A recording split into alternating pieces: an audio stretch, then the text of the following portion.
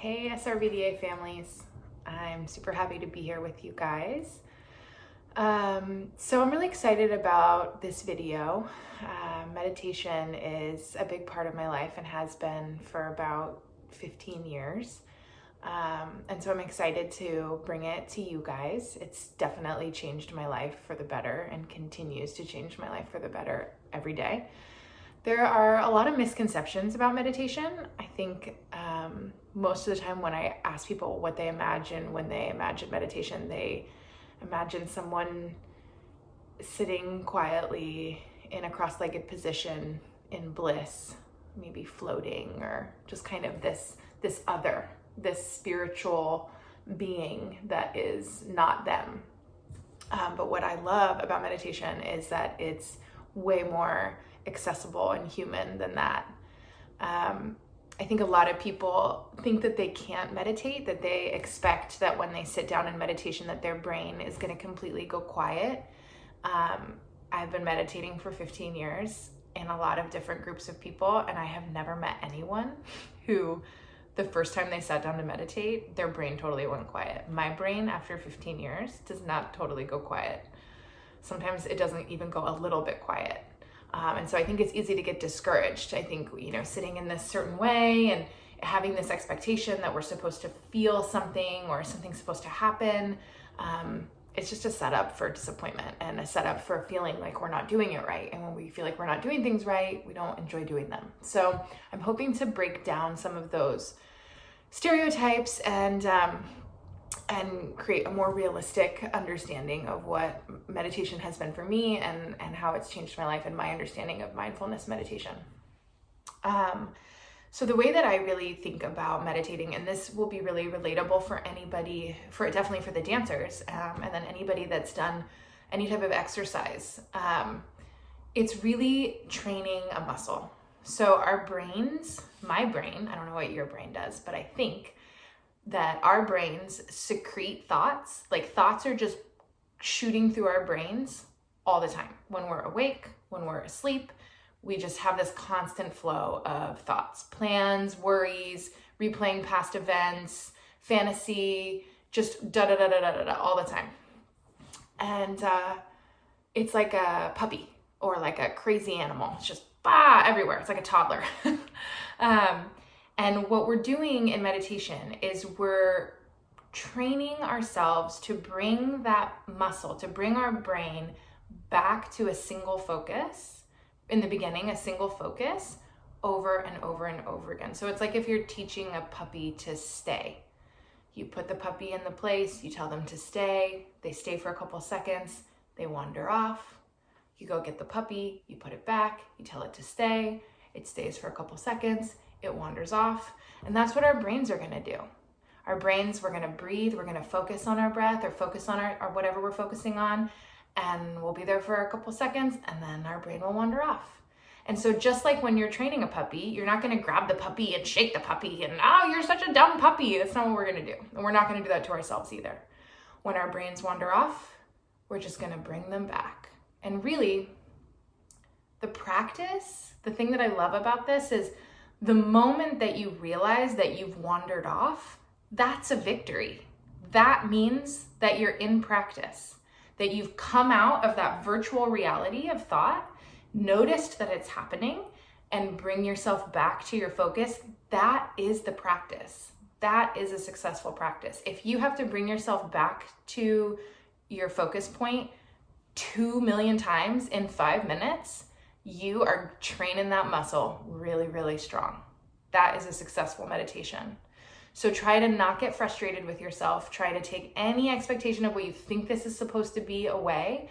And this is really just training ourselves to be where we are, which in our society is invaluable, especially right now. I know that, I don't know about you, but all of my kind of self-imposed boundaries around screen time have vanished. And we're so used to these quick changes. We're scrolling on Instagram and it's like every 3 seconds we're seeing something new and we're worried about this and we're trying to do this and we're contained in a space and it can feel a little claustrophobic and there's all this energy. Everybody has all this energy. So I think it's really, really valuable to learn how to pause and be where we are. And so I'll talk more about that maybe at the end, about how we can apply this to our day-to-day and not always have to set aside time, but it is nice to set aside time as well.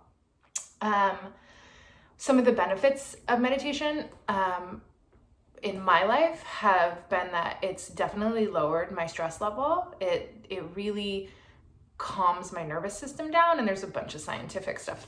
Like, I encourage you, if you're interested at all, to look it up. There's like a bunch of really cool research, brain research that goes on that actually shows that mindfulness meditation changes our brain. But it's lowered stress in my life. It increases creativity and problem solving, which is really, really great. And I've definitely experienced that. And then it also helps with chronic pain. I know a lot of people, chronic pain and anxiety. I know a lot of people who, in my kind of communities, that have tried a lot of different things for their chronic pain and for their anxiety, and a consistent meditation practice ended up being extremely, extremely beneficial for them. And I'm included. I have chronic pain, and it's definitely helped with that by calming down my nervous system. So there's like a million benefits. Those are a few that have been true for me.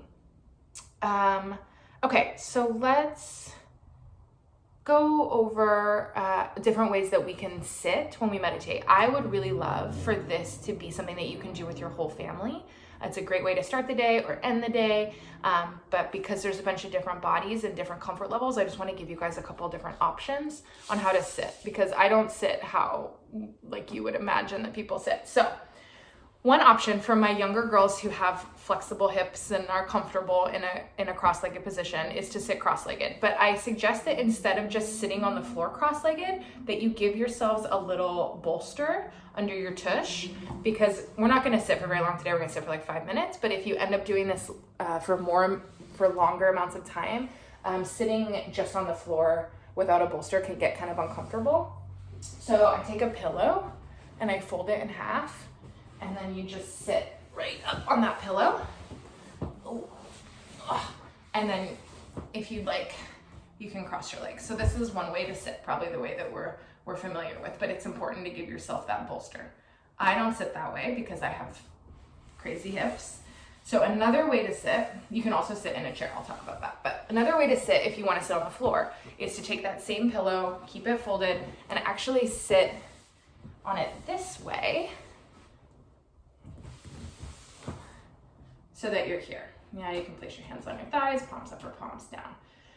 And this is nice. I have a little bench, which I'm gonna sit on, which I'll show you if you end up wanting to meditate. It's a nice thing if you sit like this, but this is nice for anybody that has hip problems and can't sit in that rotated position, but still wants to sit on the floor. This is a nice position. So you can see I've got that pillow tucked under my tush. You can also absolutely sit in a chair. If you do, try to sit closer to the edge of the chair. So instead of leaning back in the chair kind of slouched, you want to be able to sit in a position where your spine is erect, not rigid, but erect. And you can also lay down. So if you'd like to lay on the floor, on your back, that's absolutely fine too. And sometimes I put my legs up in the air, like I'll lay on the floor, but put my legs up on a chair because that feels nice on my hips. So it is nice to find a sitting position too, because sometimes the energy is a little different lying down than when you're sitting. So I would encourage us maybe for this first one to try to either sit in a chair or sit on the floor in one of the positions I showed you. But if you realize that you're in pain, then you can shift around and figure it out. Yeah? Okay. So I'm going to take us through like probably a 6-minute guided meditation. I'm going to give you all the instruction you need. So go ahead and get whatever you want. Now's a good time to pause me and go grab if you need pillows, or if you want a blanket to put over you, if you're going to lay on the ground, try not to fall asleep. But get yourself situated and then we'll get started. All right, families. So we're already sitting in a comfortable position. Nuri, if you're watching this, I use that blanket you made me when I meditate every morning. Thank you. Okay, so find a comfortable position. And you can either close your eyes or you can keep your focus downcast, whatever you're more comfortable with. If you keep your focus downcast, try to find one specific thing to look at. And if you find that your eyes are wandering, consider closing them. We'll start by taking a couple deep breaths together just to kind of arrive in the space. So inhaling more fully than you would normally inhale. And exhaling, relaxing, letting go of any tension. And again, inhaling, nice big inhale. And exhaling, letting go, letting go. And last big breath in. And exhale.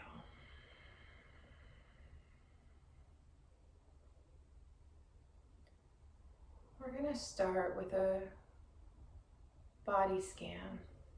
So checking how you're sitting, ensuring that your spine is erect but not rigid. See if you're leaning forward at all. Sometimes we have a tendency to lean forward, like we're already trying to get to the next thing. If so, see if you can pull the top of your head directly towards the ceiling, and it might even feel like you're leaning back, but keeping those shoulders over your hips. Next, you're gonna find your contact points. So feeling your seat on the chair, on the cushion, on the floor.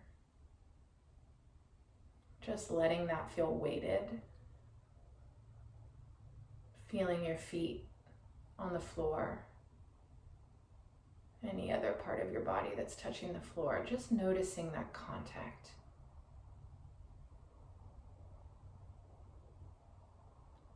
And then your hands.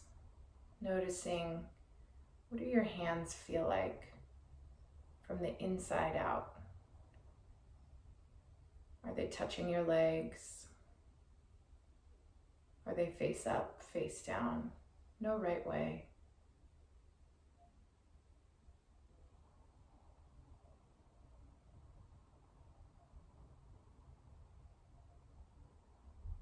And we're going to start to pull our focus, now that we're in touch with our bodies, pull our focus to our breath.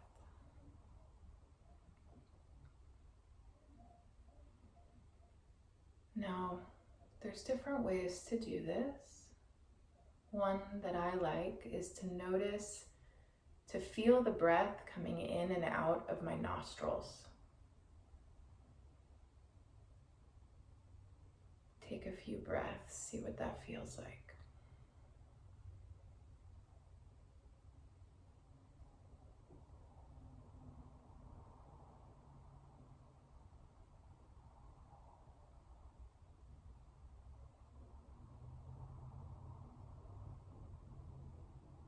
Another way to anchor yourself with the breath is to feel the rise and fall of your belly.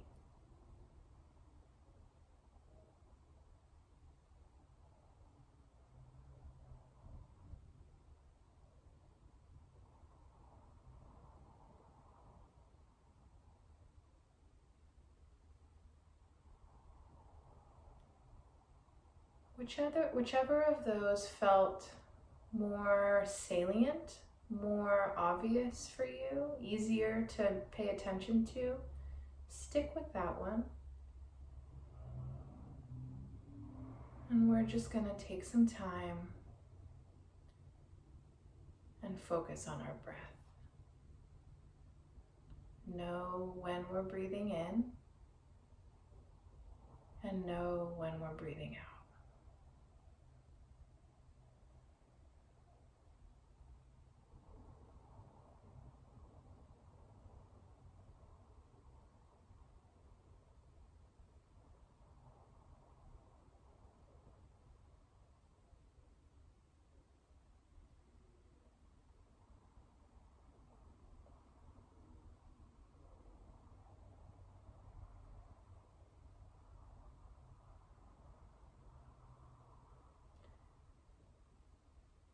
And if your mind wanders, which it will do, just notice. Congratulate yourself on noticing and come back to your breath.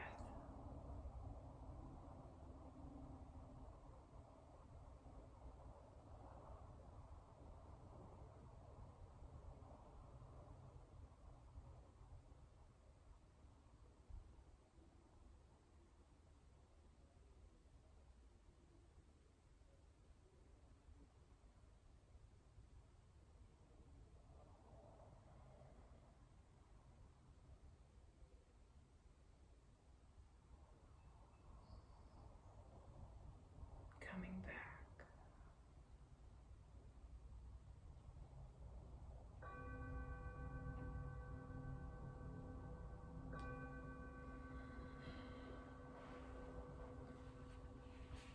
Hi guys, you survived.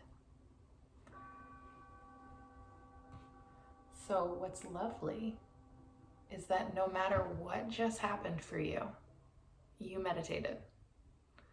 So we don't have to score ourselves. We don't have to say that you did well or you did poorly. Your mind could have been jumping the whole time. You could have been in bliss. Both are meditating.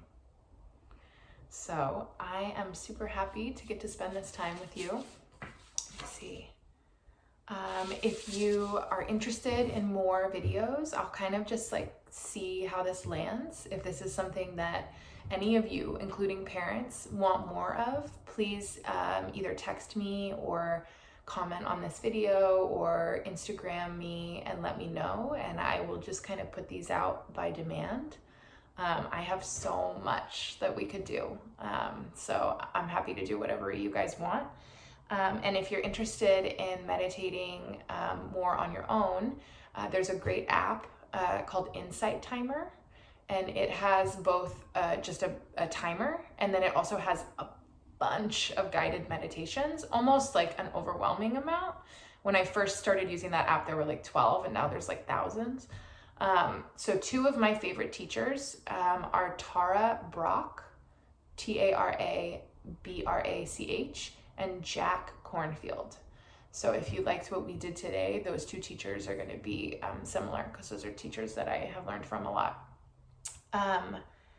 And my kind of challenge to you guys moving forward is, if you can do this once a day, alone or with your families, incredible. But even if you can't, one of the things that I love about meditation is it's given me a pause button. It's given me a way to just quickly check in with my body in moments of stress or difficulty, or even just busyness. So throughout your day, see if you can just remember to feel your feet on the ground and take a breath. And it's really lovely what can happen when we remember to do that. So I hope that this was useful for you, and I miss you all, and I hope that you're doing well, and I will be in touch soon. Bye.